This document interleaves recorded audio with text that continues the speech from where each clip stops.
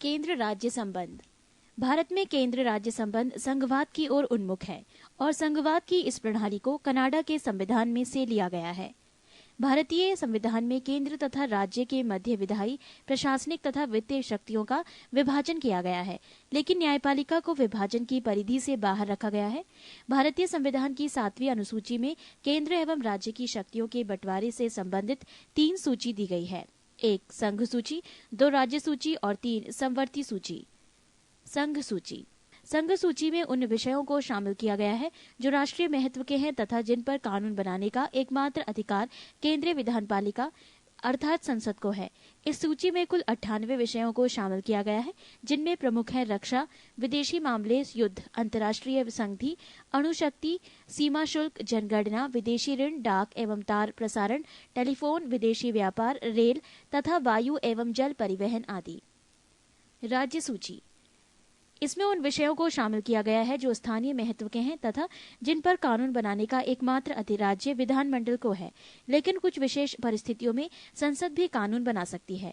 इस सूची में शामिल विषयों की संख्या 62 है, जिनमें प्रमुख है लोक सेवा, कृषि, वन, कारागार, भू राजस्व, लोक व्यवस्था, पुलिस, लोक स्वास्थ्य, स्थानीय शासन, क्रय विक्रय एवं सिंचाई आदि। समवर्ती सूची। इसमें शामिल विषयों पर संसद तथा राज्य विधानमंडल दोनों द्वारा कानून बनाया जाता है और यदि दोनों कानूनों में विरोध है तो संसद द्वारा निर्मित कानून लागू होगा। इसमें 52 विषयों को शामिल किया गया है।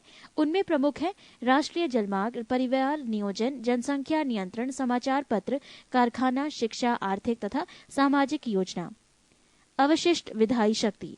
जिन विषयों को संघ सूची, राज्य सूची और समवर्ती सूची में नहीं शामिल किया गया है, उन पर कानून बनाने का अधिकार संसद को प्रदान किया गया है। राज्य सूची के विषयों पर कानून बनाने की संसद की शक्ति। संविधान के अनुच्छेद 249 में ये प्रावधान किया गया है कि यदि राज्यसभा अपने उपस्थित तथा मतदान करने वाले सदस्यों के 2/3 बहुमत से ये पारित कर दे कि राष्ट्रीय हित को ध्यान में रखकर संसद राज्य सूची के विषयों पर कानून बनाए, तो संसद को राज्य सूची में वर्णित विषयों पर कानून बनाने की शक्ति प्राप्त हो जाती है। पृष्ठ 218। संसद द्वारा इस प्रकार बनाए गए कानून 1 वर्ष के लिए प्रवर्तनीय होता है, लेकिन राज्यसभा द्वारा पारित कर इसे बार बार कई वर्षों के लिए बढ़ाया जा सकता है। राज्यों की सहमति से भी संसद राज्य सूची पर कानून बना सकती है। राष्ट्रीय आपात एवं राष्ट्रपति शासन के समय भी संसद को राज्य सूची पर कानून बनाने का अधिकार होता है। संघ के प्रमुख राजस्व स्रोत हैं निगम कर, सीमा शुल्क, निर्यात शुल्क, कृषि भूमि को छोड़कर अन्य संपत्ति पर संपदा शुल्क, विदेशी ऋण, रेल, रिजर्व बैंक तथा शेयर बाजार। राज्य के प्रमुख राजस्व स्रोत हैं व्यक्ति कर, कृषि भूमि पर कर, संपदा शुल्क, भूमि एवं भवनों पर कर, पशुओं तथा नौकायान पर कर, विक्रय कर, वाहनों पर चुंगी। केंद्र एवं राज्यों के मध्य विवाद को सुलझाने के लिए मुख्यतः 4 आयोग गठित किए गए, जो इस प्रकार हैं: प्रशासनिक सुधार आयोग, राजमन्नार आयोग, भगवान सहाय समिति एवं सरकारीय आयोग। सरकारीय आयोग का गठन 1983 में किया गया था, जिसने अपनी 1600 पृष्ठ वाली रिपोर्ट 1987 ईस्वी में केंद्र सरकार को सौंप दी। 20 अंतर्राज्यीय परिषद। संविधान के अनुच्छेद 263 के अंतर्गत केंद्र एवं राज्यों के बीच समन्वय स्थापित करने के लिए राष्ट्रपति एक अंतर्राज्यीय परिषद की स्थापना कर सकता है। पहली बार जून 1990 ईस्वी में अंतर्राज्यीय परिषद की स्थापना की गई, जिसकी पहली बैठक 10 अक्टूबर 1990 ईस्वी को हुई थी। इसमें निम्न सदस्य होते हैं: प्रधानमंत्री तथा उनके द्वारा मनोनीत 6 कैबिनेट स्तर के मंत्री, सभी राज्यों व संघ राज्यों क्षेत्रों के मुख्यमंत्री एवं संघ राज्य क्षेत्रों के प्रशासक।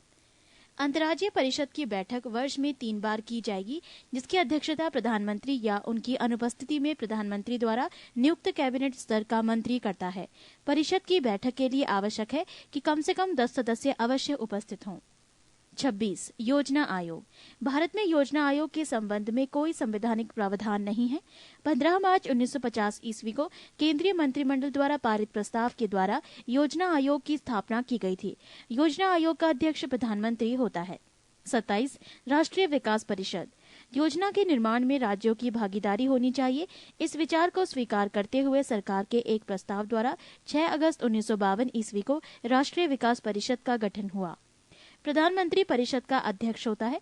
योजना आयोग का सचिव भी इसका सचिव होता है। भारतीय संघ के सभी राज्यों के मुख्यमंत्री एवं योजना आयोग के सभी सदस्य इसके पदेन सदस्य होते हैं। 28 वित्त आयोग। संविधान के अनुच्छेद 280 में वित्त आयोग के गठन का प्रावधान किया गया है। वित्त आयोग के गठन का अधिकार राष्ट्रपति को दिया गया है। वित्त आयोग में राष्ट्रपति द्वारा एक अध्यक्ष एवं 4 अन्य सदस्य नियुक्त किए जाते हैं। राज्य वित्त आयोग का गठन भारतीय संविधान के अनुच्छेद 243(1) की द्वारा की जाता है। पृष्ठ 219।